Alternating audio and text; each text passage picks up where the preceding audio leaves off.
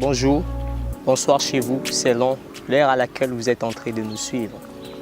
C'est Fleury Némi Mamba de Winning Soul for Christ Ministries. Je viens encore partager avec vous une pensée que je reçue de l'Éternel. Je l'ai intitulée « La prosternation précède les services ». Par prosternation, c'est le fait de se courber jusqu'à terre pour reconnaître l'autorité d'un haut placé.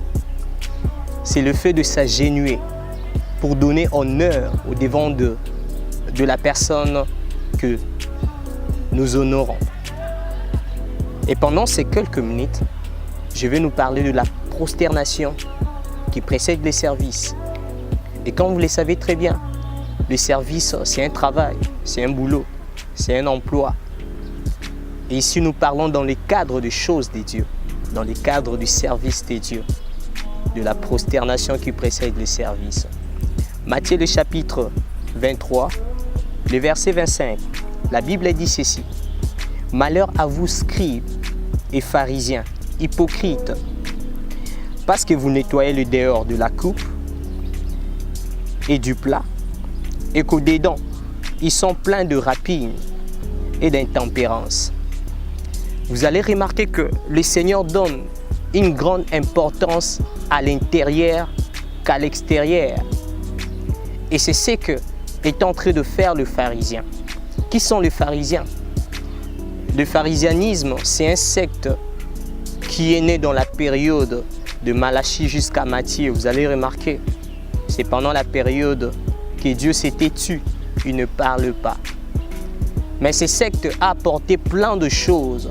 Parmi les caractéristiques de ces sectes, c'est que les pharisiens, c'était des personnes qui interprétaient la loi pour le peuple.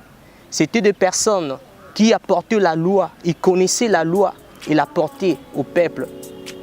Mais c'était aussi des personnes qui ne vivaient pas cette loi. C'était des personnes qui apportaient plein d'apparences. C'était des personnes qui pouvaient prier à haute voix dans les lieux publics, mais n'avaient pas la révélation de la personne de Jésus. Et si nous retournons pour parler de la prosternation, nous voulons parler de la prosternation qui est d'abord intérieure et non d'abord extérieure.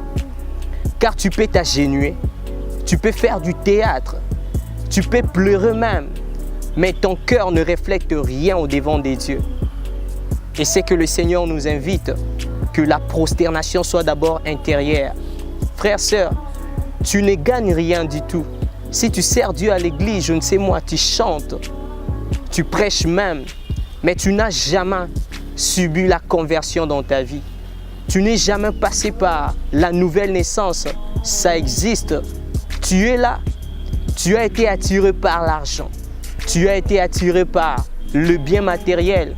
Mais ton cœur à toi ne s'est pas présenté au devant des dieux.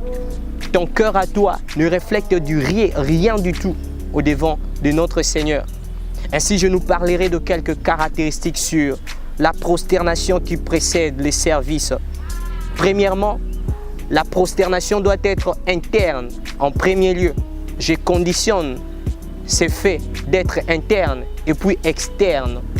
La prosternation vient d'abord du cœur. On commence d'abord par recevoir Jésus-Christ dans sa vie comme Seigneur et Sauveur avant de se lancer dans les services. On commence d'abord par abandonner tout ce que nous faisons. On ne peut pas servir 2 maîtres à la fois. On commence d'abord par réparer l'intérieur. C'est ce que Christ a dit aux pharisiens. Vous êtes des hypocrites. Vous vous mettez à laver l'extérieur. Beaucoup d'apparence, mais peu de profondeur. Tu donnes beaucoup d'apparence dans ta manière de faire. Tu donnes beaucoup d'apparence dans ta manière de prêcher. Mais tu n'es pas en train de vivre ce que tu es en train de prêcher. Et nous devons savoir que la prosternation commence d'abord par être intérieure et après extérieure. La deuxième des choses, la prosternation doit être constante. Quand je parle de la constance, je vois quelque chose qui dure et qui ne change pas pendant beaucoup de temps. Tu as remarqué avec ta vie, tu as passé beaucoup de temps en Jésus, mais tu n'es pas ce que tu étais avant. Tu as changé, tu n'es plus constant. Et donc je viens t'exhorter, s'il te plaît, Revois les décisions que tu as eu à faire lorsque tu as donné ta vie à Jésus. Revois les types de décisions les vœux que tu as fait à Dieu lorsque tu es venu en lui. Est-ce que tu es encore en train de le respecter ou tu as déjà changé? Qu'est-ce que tu es en train de vivre actuellement? Est-ce que tu es encore dans des choses que tu prêches aux autres ou tu es en train de laver l'extérieur et l'intérieur est impur? Même chez toi à la maison, tu ne voudras jamais en aucun jour que ta femme, que tes enfants, que même ton invité puisse te présenter la nourriture dans des plats qui ne sont pas propres. Mais comment est-ce que tu peux te permettre de présenter à Dieu ta vie? À l'extérieur, c'est beau, tu t'habilles très bien, tu es en train de rouler carrosse. Mais à l'intérieur, c'est sale, ton cœur est sale, ton cœur est rempli d'amertume, ton cœur est rempli de péché. Nous pouvons voir même certains des hommes de Dieu qui montent au haut de la chair. Ils nous prêchent, mais vivons dans la masturbation, mais vivons dans la pornographie. Tu dois revoir ta vie, frère, sœur. La prosternation précède les services. Commence d'abord par te prosterner, te courber, t'agenouiller, rester là au devant de Dieu au lieu de se lancer dans le service. C'est ce qui importe à Dieu. Car ton service n'importe pas à Dieu. Tu n'es pas en train d'amadouer Dieu par ton service. Dieu voit le cœur. Et sache-le bien, Dieu a aussi besoin des âmes de prédicateurs. Dieu a aussi besoin des âmes des prophètes. Dieu a aussi besoin de ton âme. Il a besoin aussi de te gagner. Tu prêches la parole, c'est très bien. Mais sache que toi aussi tu as besoin du ciel. Est-ce que si Christ revient aujourd'hui, tu seras enlevé?